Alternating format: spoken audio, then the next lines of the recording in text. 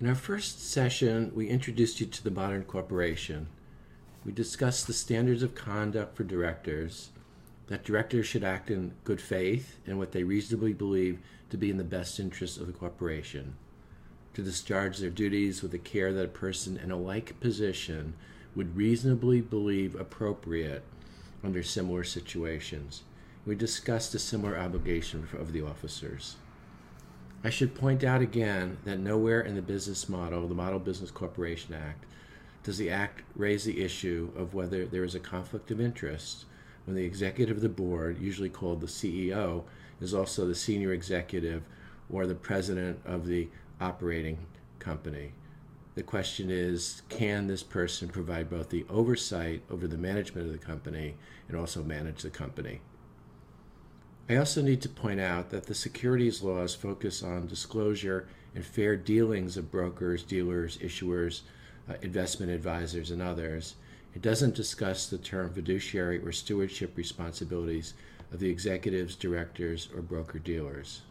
What's tremendously interesting, in fact, is that when the Department of Labor over the last year came out with their fiduciary rules, where advisors have to act in the best interest of the client, the Securities and Exchange Commission had actually fought to come out with those rules before the DOL.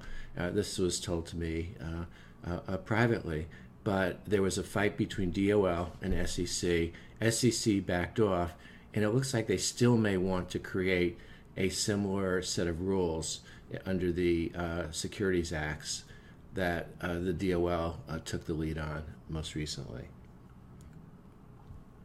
In Europe, when I lived in the Netherlands, there's arguably there's less significant fraud, and there's a slightly different corporate organization structure. This is, of course, in the Netherlands, the EU, UK, and some other countries. In general, there are two boards of directors. There's an outside supervisory board, and then an inside working board, which actually gives at least the appearance of the separation between management control and outside board oversight. At least in appearance, this is. Of course, in the States, this oversight of the board is critically missing.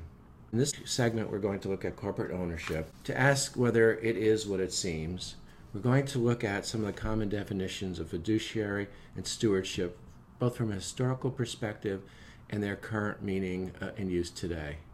We're also going to look at some of the common legal definitions in various fiduciary relationships.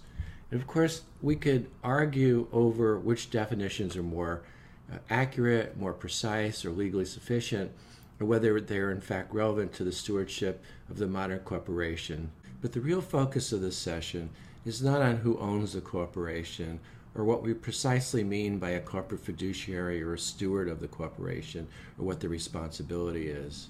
But the question is, who are we within the corporate setting there to protect? Who are we fiduciaries of?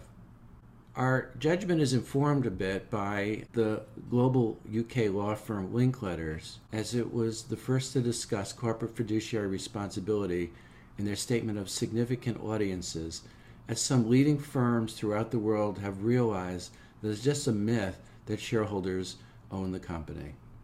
Finally, we're going to look at some legislative and regulatory safeguards and discuss whether they are really, in fact, safeguarding the trust.